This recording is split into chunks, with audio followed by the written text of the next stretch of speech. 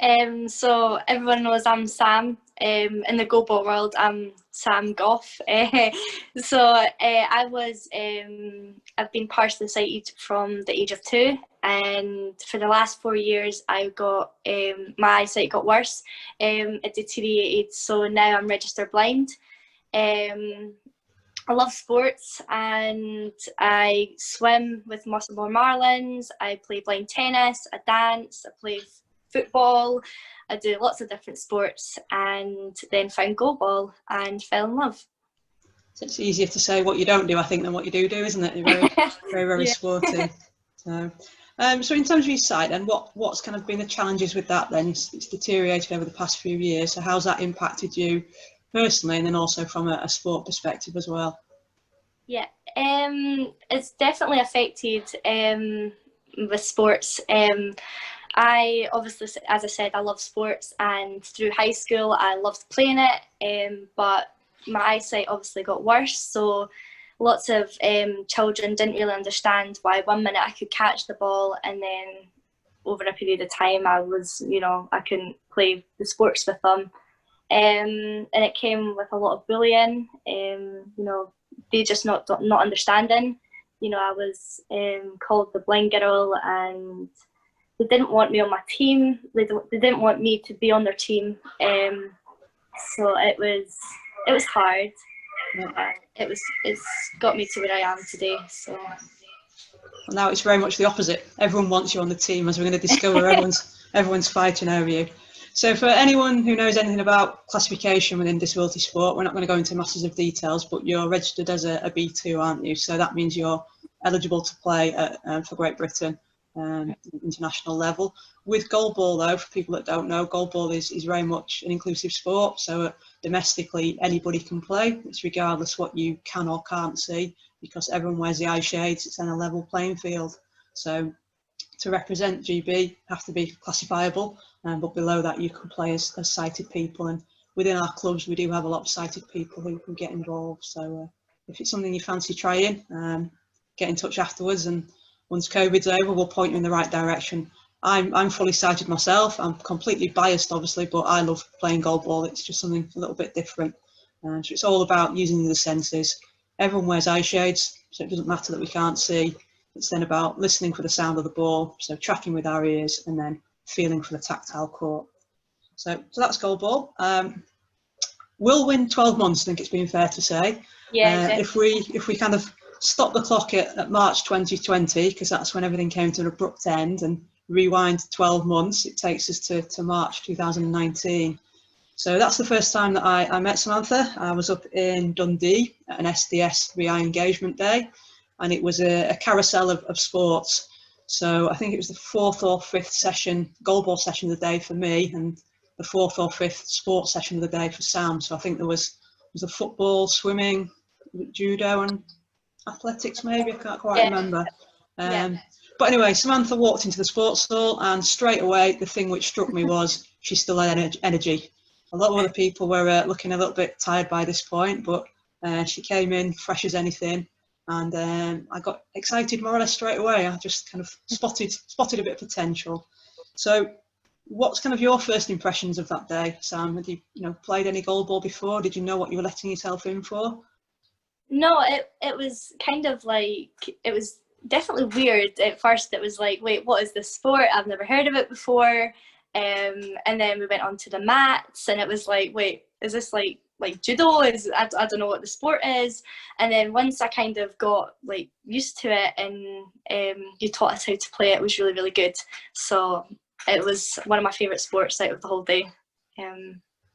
So yeah. And we're in different rooms, so I'm not twisting you around to say that. You've said that by yourself, so thank you for that. Yeah.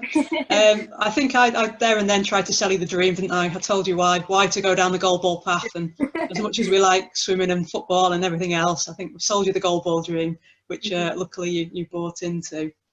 So that was March. A month later, I don't know who was stalking who here. I'm not quite sure. I met you again in Hereford. So in Hereford. Down in southwest of England, we have the Royal National College for the Blind. So we were both there at a British Blind Sport Young Leaders Camp. So you'd obviously got an interest in coaching and leadership, and you rocked up there. So tell me a little bit about that 3-4 days, however long it was. Yeah, it was amazing. I guess you get to learn about goalball in a different point or a different angle, you know, from a coaching side instead of being like a player itself. So it was really good, and yeah, I'm glad I chose to do the leaders course with Goldball.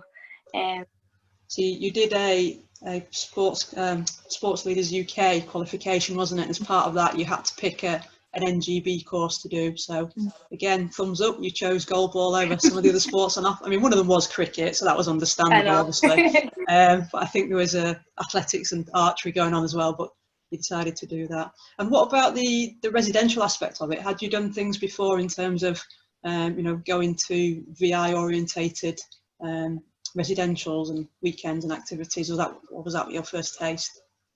It was my first time, and it was amazing. I didn't realise how much, and there was actually a place that could, you know, support me with my visual impairment. And you know, you meet other blind people and visually impaired people, and it's like, whoa, where did you all come from? Because sometimes you can feel like you're the only one that's going through it. And when you meet everybody else, and everybody's just so nice, and you know, they really understand. So it's good to have like conversations with everybody who really do understand. Yeah. I mean, I'm sure everyone else here tonight will agree that that's an aspect of kind of disability sport. Really, everyone, you know, it's to come together sometimes with other people with the same impairment is very beneficial, isn't it? So there can be challenges out there. So sometimes it's just good to come and share issues and equally solutions with other people that may be experiencing things similar to yourself. So that was April.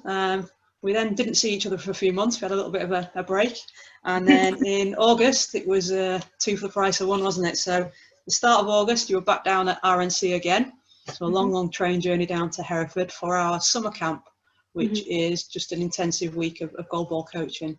So that was probably the first time you had back-to-back goalball in input, wasn't it? So what did you take away from that then, other than a few bumps and bruises? That sports isn't easy. It's definitely very tiring, but it was totally worth it, you know. It was good because I had never really got to experience goalball the way that I did that day, or the days that I was there, and it was like intense, long hours training, and it was really good. I think we even did goalball bingo, I think it was, which was really fun, which I'd never played that before, so that was really good. Yeah, that's just an attacking based game almost. So the initial taster day in Dundee was very much an adapted version of the sport, where we used mats for the tactile reference, and guessing we probably used benches for goals, etc. But this was kind of proper Paralympic standard goalball, wasn't it? Playing on a full size court with all the line markings to get used to the goals for orientation, and also the big blue ball. So one question which came in earlier, I wrote it down, if I can find it, was from Claire. So it said, the first time you got hit by a goalball, did it put you off, or did it actually make you want to stick at it even more? So, I guess I definitely want to stick at it even more, but I grew up with 8 brothers, so I was kind of used to it, you know what I mean? So yeah, it was really good. It definitely hurt. I'm not gonna lie, it definitely it did hurt, but it kind of made you like really even more motivated to actually, like, you know what, let's go. It's game time. Yeah. So yeah. I mean, there's obviously a technique as well for defence, so hopefully you've been coached that correctly, so you had some idea. There's a bit of a rite of passage in goalball that everyone at least gets one bloody nose from when they forget to defend the face with their arms, but you tend to learn quite quickly from that. We find you only get the one nose, because then after that you remember to protect your face. Yeah. So that was the start of August then, and then at the end of August I came up to Scotland again, and we had a club leaders course up in Perth, wasn't it, this time? So so can you do my job for me? Can you tell us the difference between the school leaders course and the club leaders course? What the changes, what the differences were there? I guess it was, you know, learning about what goes on behind behind each game, like putting up the goals and setting everything up, and laying down all the tactiles, and that was something that we didn't do at the children's one. So we got to learn how much work and effort gets put into actually doing a goalball match, and it really makes you like thank your officials and your coaches, and it's what they have to put a lot of work in to make things happen. So that's a massive challenge for goalball, in that we don't have any ready-made courts. I think it's a bit like with bocce. There's more and more places now where lines are being marked down, but it's not very often you come across them. And same with goalball, we don't have any ready-made courts in the UK. We always have to go with our string and tape and mark it out, so it's quite labour intensive from that perspective, but the lines are obviously vital to how we play the game. So that was August. Then start of September, we had the annual conference, which was down at York St John University. So you came down for the weekend with your mum, and it was a succession of theory and practical sessions. So that was probably the first time I think you got to meet players from a wide variety, because we had our GB and talent players there, didn't we? We had referees there for Q&As and the obligatory quiz, things like that. So what were your memories from that event? What did you take from that? I met lots of amazing people. I met like Chelsea and Bobby Jack, and they're some really, really good friends, and it makes you realise that that's where you want to be. You want to be not like them, but you want to, they kind of what's the word I'm looking for? They kind of inspire you, because you're going into goalball and you see them just doing as they do, and it's like, that's amazing. Like, I want to be like you. Do you know what I mean? Also at night time we done the quizzes, and it was just all banter, and it was good. And I think we have to at this point make reference to how rubbish the parents' table were. I think they were slightly hindered by the gin and tonics, but I think the players' table did better than the parents' table on the quiz, didn't they? Yeah, definitely. Minds were elsewhere. But again, that's another aspect of goalball, which is true in lots of disability sports. It's a support for the people that provide the support to the athletes. So for the parents, it's important as well for them to come together and discuss challenges around often funding in terms of higher education. That's normally a common topic. So really, really powerful stuff. So on to October then. So we're now really becoming a goalballer. We've got the bug big time, spending a lot of time on the East Coast train line, going up and down. And you came to a training session in York, I believe, didn't you, at the start of the month? And then decided to come in at the deep end and enter the novice tournament in the middle of the month. So what are your memories from that very first tournament? The adrenaline.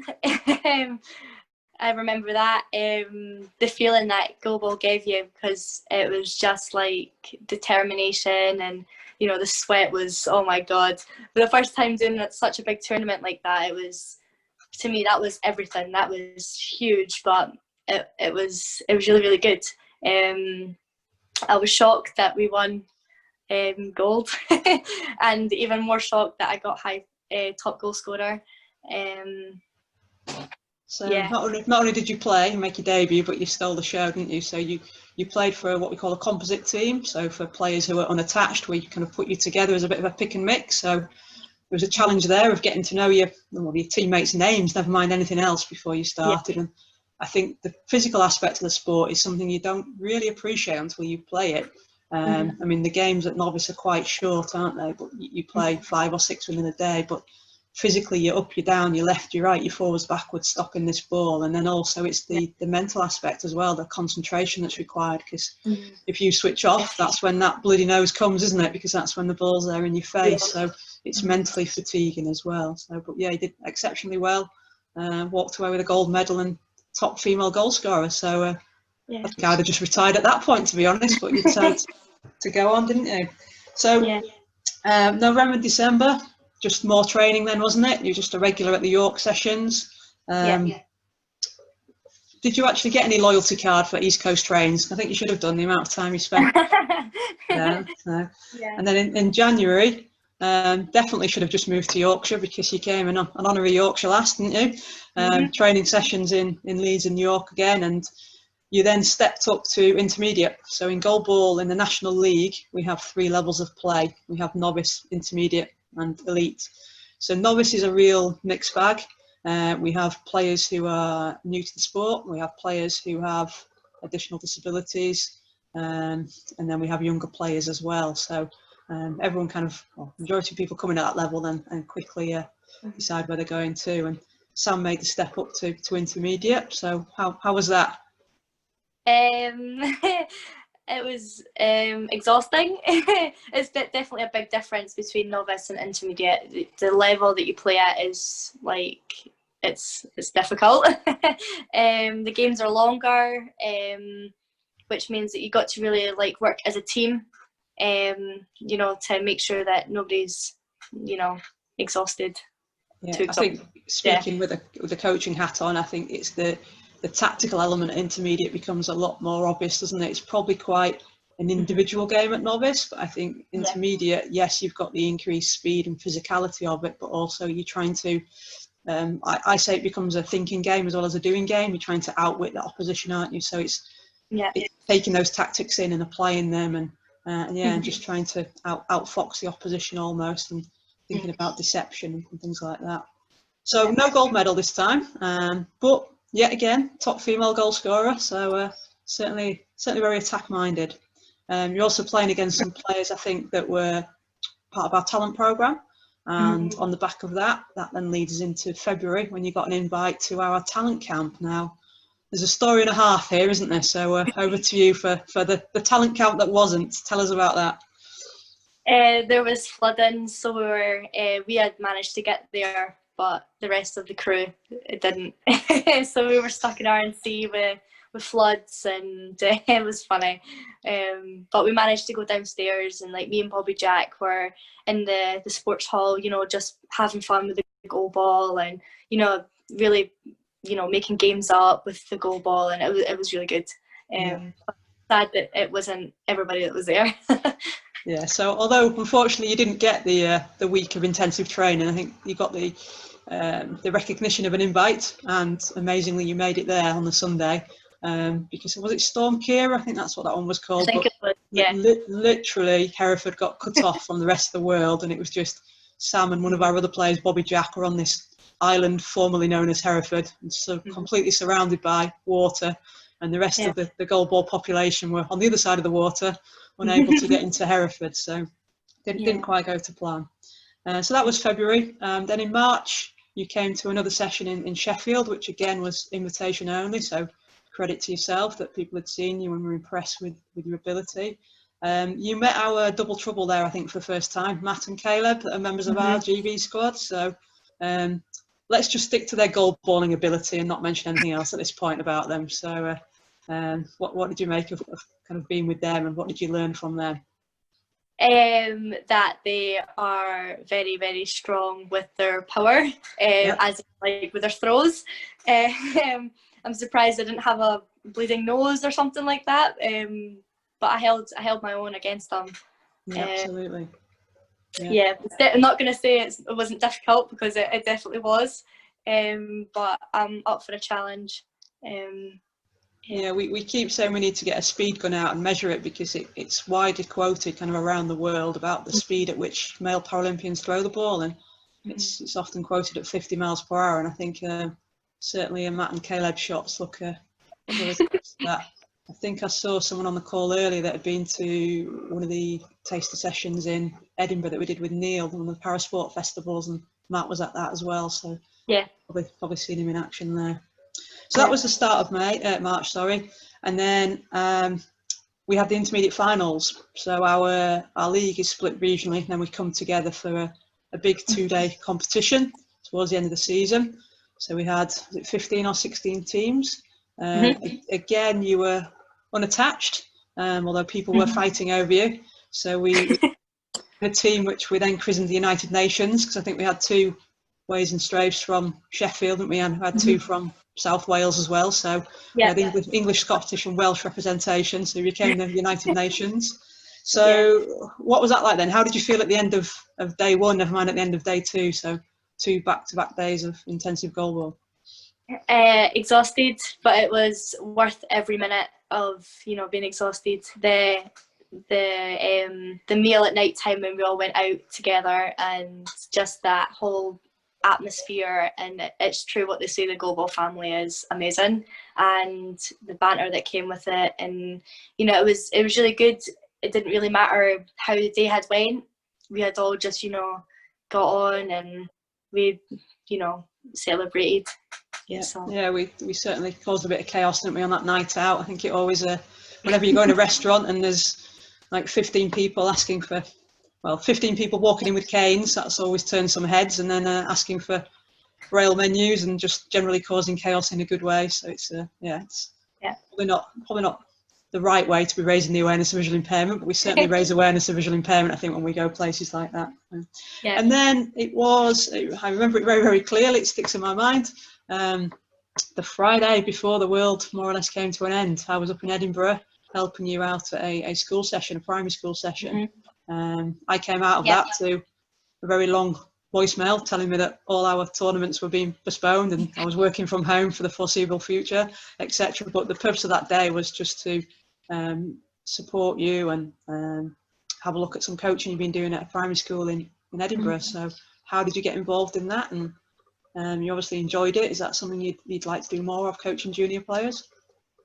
Oh, definitely. Yeah, absolutely. They asked me if I wanted to come along and be a role model for all the younger children and help out, and I was like, yep, absolutely, I'm up for that. It was so good because they wanted to see me play, and I'd done some shots and they were like mesmerized by how fast it was, and they just were like, oh, I want to be like you one day, and oh, can we get some goalball up in Edinburgh? And that's one of my goals, is to get a club up and going.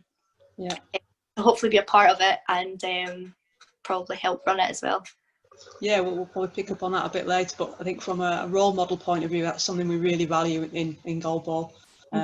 I used an example the other day when I was being interviewed, because my sport growing up was football, and for me there was never any female role models, whereas now for young children, you can aspire to, from an English point of view, be a lioness, be a Lucy Bronze. And I think for goalballers, that's something that we put a lot of value on, that we want people to have people they can look up to, and that that connection, that it's not just someone that you dream of, it's someone that is literally, like Caleb and Matt were giving you one-on-one coaching advice, you were then passing on one-on-one coaching advice to younger players. So it's a chain reaction, which we put a lot of value on in the sport. So that was mid-March, and then, as everyone knows, everything kind of stopped and hasn't really started again since. But there was something quite significant in July. What happened in July? Was it the toilet roll? Well, something a bit more significant than throwing toilet rolls around. So we had our end of season awards. And yeah. How could I forget? So our annual awards for our player of the season, the winner was the one and only Sam Gough. So that is voted for, it's open to anyone to nominate, and then a long list gets given to the Goldball UK staff, and it goes to a short list, and it's voted for by our competition committee. So it's not just let's call it a favouritism vote. There's it really is, everyone's nomination is weighed up, and there's a lot of things are taken into consideration. So to win it was I was well chuffed for you. I really did. So were you surprised, or? Absolutely. I was, my mum had mentioned it a wee while ago, and she was like, do you think I should vote for you? And I was like, absolutely not, don't do it, Mum. There's no point wasting your time, do you know what I mean? I'm not going to get it.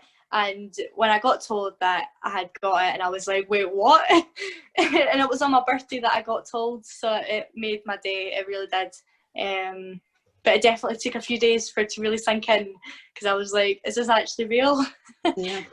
No, I mean, absolute credit to you. We've just gone through 12 months there, and what you've achieved in the space of 12 months has been phenomenal. So there's been an awful lot of hard work put in by yourself, and I think we have to be thankful to your parents as well, that have done a lot of long train journeys and time and money spent. So but ultimately it's you on that court, so well done. It was richly deserved, and hopefully on to bigger and better things once we get going again. I know the GB women's coach was at the intermediate finals when you played, so I think he was having a little sneaky look as well. So quite exciting for the future.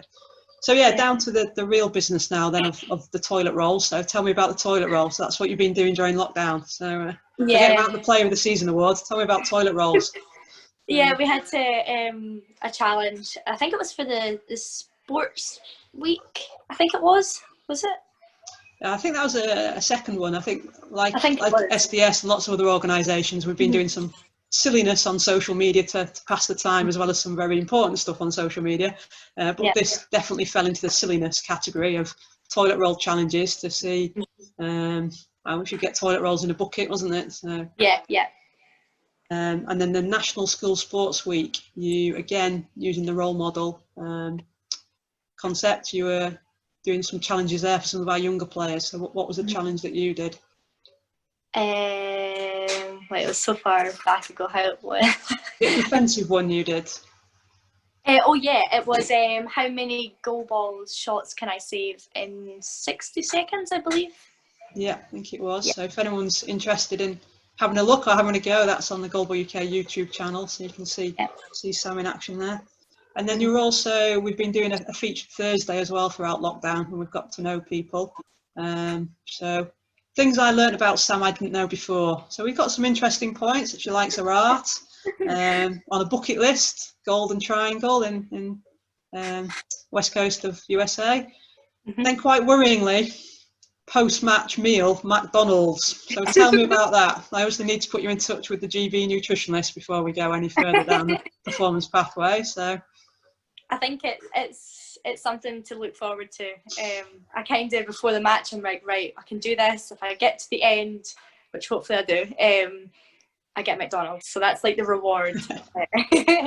I'm not very good about eating vegetables and healthy stuff. So we found the weakness at last. Then you're not the perfect athlete I thought you were. No, definitely not. Still work to be done there. Okay, so the future then. Ambitions, dreams. Yeah. One of them is definitely to get a goalball club up in Edinburgh, to be a coach, which would be good. To have fun. Yeah. Raise awareness to visually impaired and blind people. So maybe hopefully be a part of the GB women's team at one time, or represent Scotland, which would be good. Well, we had our Home Nations tournament 2 seasons ago, so the next one rolls round. I'm sure they'll be doing passport check, and be eligible to play, fly the flag and all that. So from a development point of view, I mean, it sounds great. You're going to take over my job. Fantastic. I can retire. We are very much trying to get goalball going in Scotland, and I think I've had this conversation many a time with Neil and Heather and Lynn and Gary, but we are edging ever closer. Typically, we were just on the verge of really doing stuff when things came to a standstill, but hopefully it is just we've pressed pause and we're going to go again soon, and goalball is going to come to Scotland as a whole. So please, everyone that's here tonight, just spread the word. You may not want to get involved directly, but for us, we struggle with awareness. So the more people that know about the sport, the greater chance we've got of recruiting people to all roles, to all aspects of it. Because like with any sport, it doesn't just magically happen. There's people behind off the court that make things happen. So on some questions then. I don't know if Gary, if there's any that have come up in the chat box you want to check first. There's a lot of questions. There's a lot of questions come in, which I'll get to. It was great listening to Sam. You're just so modest. I think you've a top goal scorer, two tournament, pretty much every tournament you've played in. You're taking a year, and you're obviously giving a lot back to the sport as well, and you're quite mature within it. And some of the questions that are coming back is around that. And Neil Herbert asked one here about you're obviously a swimmer as well as a goalball player, and does the sport of swimming help you be better within goalball? Absolutely. It's my swimming arm that really gets the ball going in goalball. So yeah, I wouldn't be where I am today without years and years of swimming. So yeah, it's important to do more than one sport, and the benefits are clear to be seen. And Heather asked a good question: is what are the key tactics in goalball? We're conscious that goalball is probably a sport that people don't know an awful lot about. So what are the key tactics within the sport? You know, probably to give it a try, because you don't know until you try it. What else you could? I think we often say the game's quite simple. It's a ball. It's non-invasive. It's the ball travelling backwards and forwards. But from a tactical point of view, there's a lot of deception that comes into it. So our game is based on sound. So you can get up to mischief a little bit, and you might make a sound over by the left post, and it's about trying to quickly and crucially quietly move to the right post to then send the ball elsewhere. So it's an element of surprise almost. So it's technical in that respect and tactical, isn't it, Sam? Yeah. Okay. I've got a question here from Lynn Glenn, who's our Pathways manager.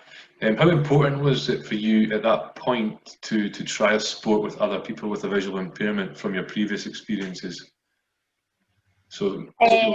Oh, sorry. Yeah, so obviously you spent time doing sport within mainstream, and to go and meet lots of different people with visual impairment and play sport with them. How important was that for you at that point?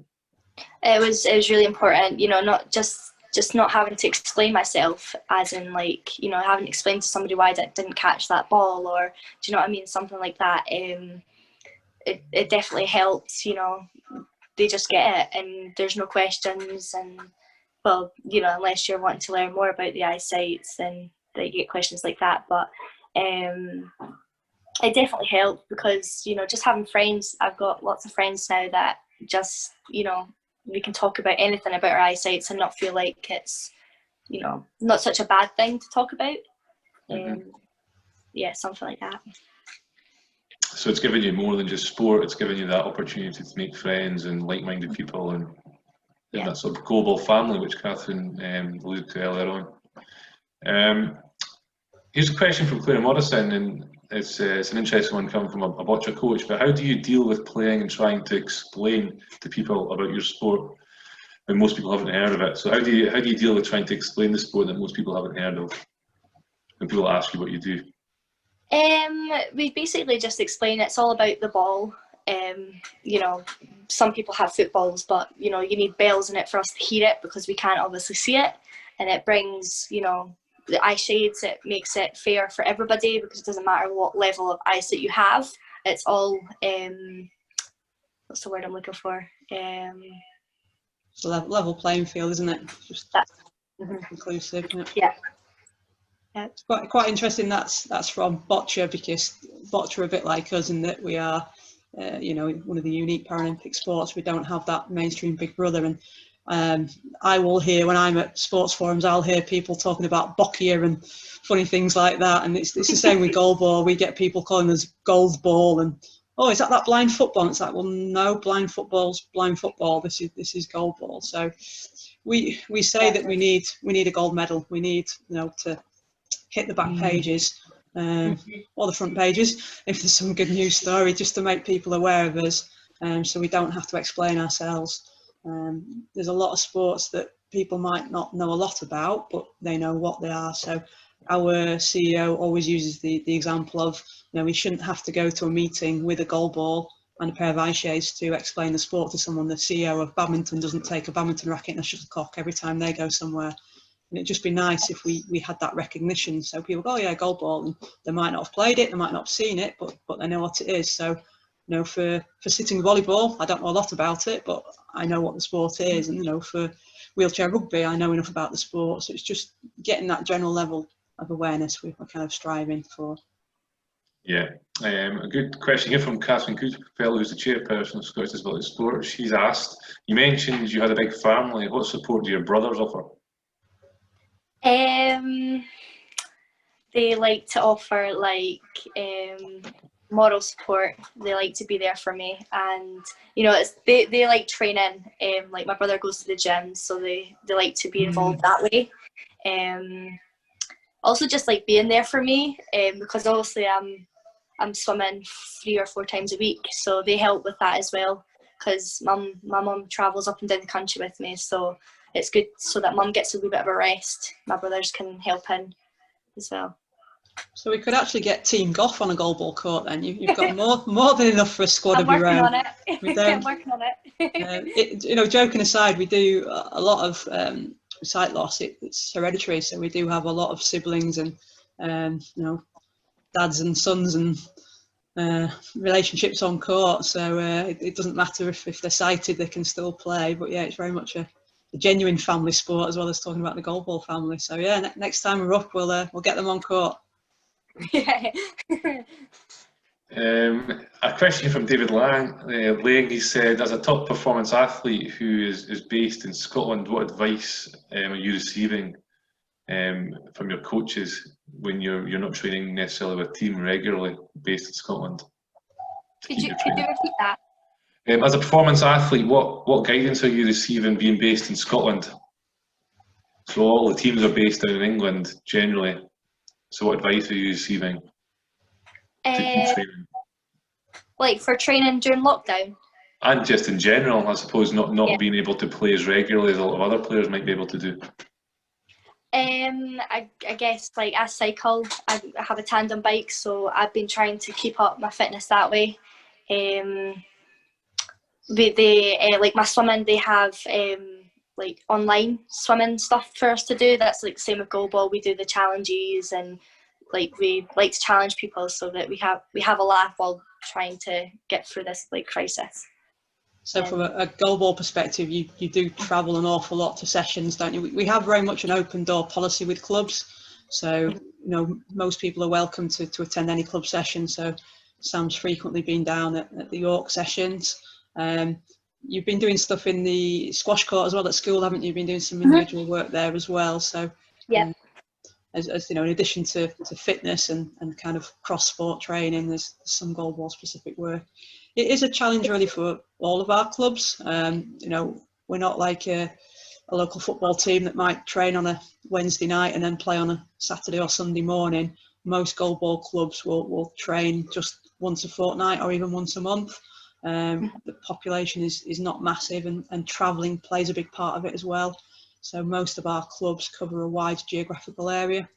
So we try to make sure that they complement each other. So we won't have, so for example, within Yorkshire where I'm based, we've got 3 clubs, and we make sure that, well, 4 actually with South Yorkshire, we make sure that they're training on different days. So a player can go to all of those, because you can't really have the old jumpers for goalpost analogy with goalball. It is very much a structured setup. It's hard to just spontaneously play.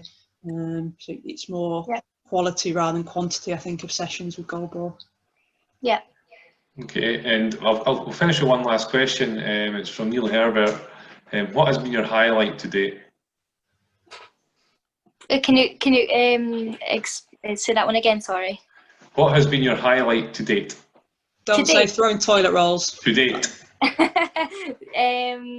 You know, I guess it was just like having a group of people actually wanting to hear my story.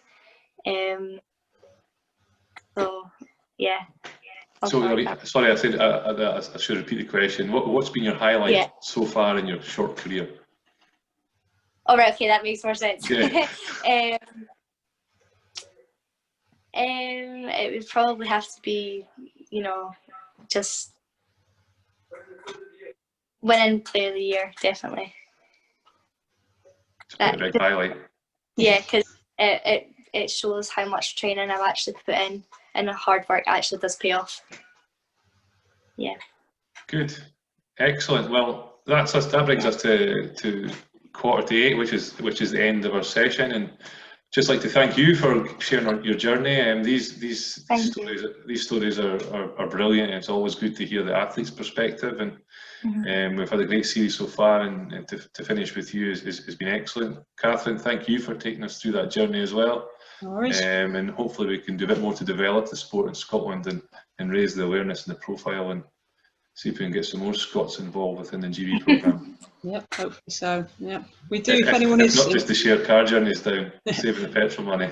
So if anyone is interested, we do have a club in Glasgow, and then yes, we've got pockets of activity coming in Edinburgh, and also up in Dundee, and Tayside area. So yeah, if you're interested, please let us know or point people in our direction.